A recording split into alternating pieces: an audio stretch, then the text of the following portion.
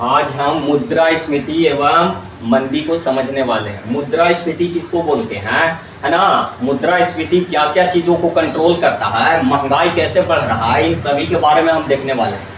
तो आज हम महंगाई कैसे बढ़ रहा है इसके बारे में समझने वाले हैं। महंगाई आसमान छू रहा है, आप लोग जान ही रहे हैं, है ना। तो महंगाई को कंट्रोल करता है मुद्रास्फीति, है ना। तो मुद्रास्फीति के बारे में देखेंगे, है ना। मुद्रास्फीति कैसे आती है ना, और ये महंगाई को किस प्रकार कंट्रोल करता है। इसके बाद हम मंदी के बारे में देखेंगे, है ना। तो मुद्रास्फीति का मतलब होता है मार्केट में पैसा का बढ़ जाना। पैसा मतलब मुद्रा, है ना। मुद्रा में जब मार्केट में मुद्रा बढ़ जाता है मतलब तब आता है कौन सा स्फीति, मुद्रास्फीति, है ना। और मुद्रा यदि मार्केट में घट जाए तब आता है मंदी, है ना। तो सबसे पहले मुद्रास्फीति देखेंगे, फिर उसके बाद मंदी के बारे में समझेंगे, है ना। तो मुद्रास्फीति के कारण ही महंगाई बढ़ जाता है और पैसा का जो वैल्यू है वो क्या हो जाता है, घट जाता है ना। तो इसके एक प्रभाव देखने को मिलता है, महंगाई बढ़ जाता है और पैसा का वैल्यू घट जाता है। मुद्रास्फीति 3 कारणों से आती है ना। पहला तरलता, दूसरा मांग और तीसरा लागत, है ना। तरलता के बढ़ने से भी महंगाई बढ़ता है। मुद्रास्फीति को महंगाई से ही कंट्रोल कर सकते हो, है ना। मुद्रास्फीति को चाहे महंगाई, तो महंगाई जो है तरलता पर डिपेंड करता है। तरलता का मतलब होता है ना, पैसा का बढ़ जाना। मार्केट में जब नगद पैसा बढ़ जाता है उसी को बोलते हैं तरलता। जैसे, है ना, सभी के अकाउंट में सरकार 2-3 लाख रुपया दे दे तो कहेंगे कि मार्केट में तरलता क्या हो गया है, बढ़ गया है। तो तरलता के बढ़ने से, है ना, महंगाई बढ़ जाता है।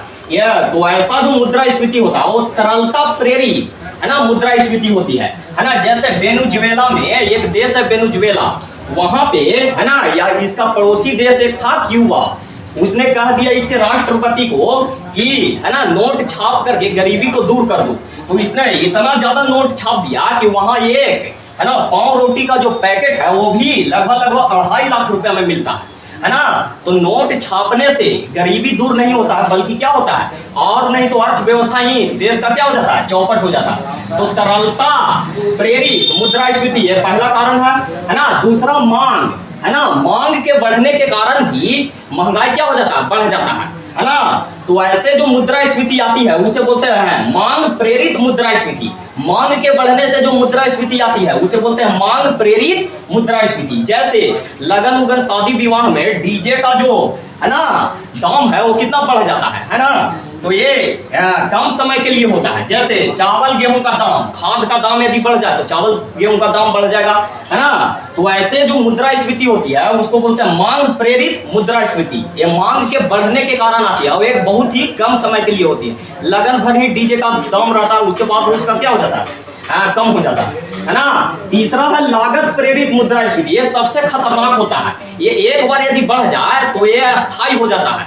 ये घटने का नाम नहीं लेता है ना। जैसे ये लागत बढ़ने से आता है, डीजल का जैसे भाव बढ़ गया तो गाड़ी भाड़ा बढ़ जाएगा, है ना। इसके अलावा आजकल चीनी का रेट बहुत ज्यादा बढ़ गया है। तो गन्ना पर डिपेंड है चीनी, गन्ना से बनता है चीनी। तो गन्ना का रेट यदि बढ़ेगा तो चीनी का रेट भी क्या हो जाएगा, बढ़ जाएगा। और चीनी का बढ़ेगा तो उससे जो बनने वाली मिठाइयां हैं उसका रेट भी क्या हो जाएगा, बढ़ जाएगा। तो ये जो लागत प्रेरित मुद्रास्फीति होती है बहुत खतरनाक होती है और ये एक बार यदि बढ़ जाए तो घटने का नाम नहीं लेती, इसको अस्थायी हो जाती है आगे चल करके, है ना। तो ये मुद्रास्फीति के 3 कारण थे, तरलता, मांग और लागत, है ना। मुद्रास्फीति की कुछ अवस्थाएं भी होती है। जैसे मनुष्य की भी बहुत सारी अवस्थाएं, युवा अवस्था, बाल्य अवस्था, शिशु अवस्था। उसी प्रकार से मुद्रास्फीति की कुल टोटल 4 अवस्थाएं हैं। पहला है रेंगती मुद्रास्फीति, है ना। रेंगती का मतलब जैसे सकरात में तिलकुट दही का जो भाव होता है वो बढ़ जाता है ना। तो वहां पे मान लीजिए कि 14 तारीख के सकरात है तो 2 तारीख 3 तारीख को यदि हम खरीदने जाए तो सस्ता मिलता है ना, महंगाई कम होता है। तो उसको बोलेंगे रेंगती मुद्रास्फीति, है ना। उसके बाद मान लीजिए कि, है ना, 6-7 तारीख को गए तो कुछ भाव बढ़ जाता है ना। तो उसको बोलते हैं चलती मुद्रास्फीति, है ना।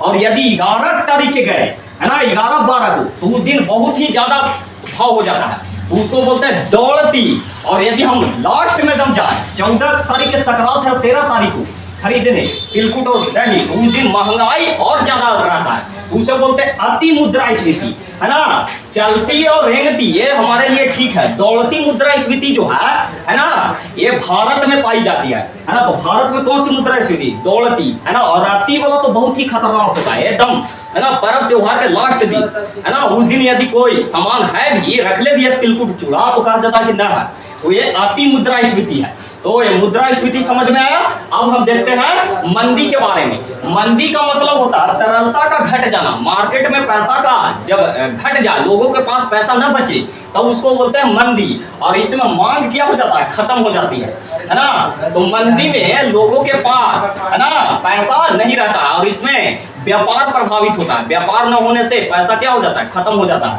है ना। और अर्थव्यवस्था किसी भी देश की क्या हो जाती है? चौपट हो जाती है। जैसे भारत में कोरोना 2020 में आया था, तो उस समय लोग बैठे हुए थे घर में, है ना, जिसके कारण लोगों के पास काम धाम नहीं था, तो पैसा भी नहीं था, है ना। तो ऐसे स्थिति को हम मंदी कहते हैं। तो भारत में कोरोना के टाइम 2020 में क्या चल रहा था? मंदी चल रहा था। अमेरिका में 2009 से 11 में भयानक, है ना, मंदी आया था, है ना, जिसके पास अर्थव्यवस्था भी क्या हो गया था? डगमगा गया था। 1934 में पूरे विश्व में महाआर्थिक मंदी आया था, जिसमें आगे चल करके द्वितीय विश्व युद्ध का क्या लिया? रूप ले लिया, है ना। तो चाहे मुद्रास्फीति हो चाहे मंदी हो, वो देश के लिए सही नहीं है। देश की अर्थव्यवस्था क्या हो जाती है? चौपट हो जाती है ना। यदि किसी देश में एक साथ मुद्रास्फीति भी आ जाए और मंदी भी आ जाए, तो सरकार किसको कंट्रोल पहले करेगी? है ना, तो मंदी को, है ना, मंदी को पहले कंट्रोल करेगी। और मंदी कैसे कंट्रोल किया जा सकता है? तो मार्केट की तरलता को बढ़ा करके, पैसा यदि बढ़ जाए तो मंदी